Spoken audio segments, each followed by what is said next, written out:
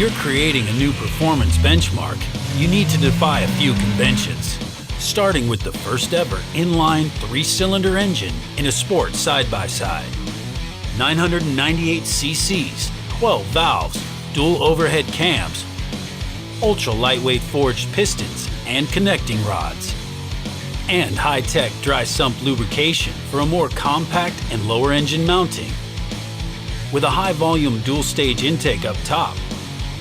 and foam primary and viscous paper secondary filters, feeding 3 big 41mm throttle bodies for ultra-quick throttle response into an aggressive 11.3:1 compression ratio, and out through a performance-tuned 3-into-1 exhaust, including equal-length head pipes to equalize cylinder efficiency, for jaw-dropping power and fantastic mid-range torque, all the way to a thrilling 10,500 RPM redline.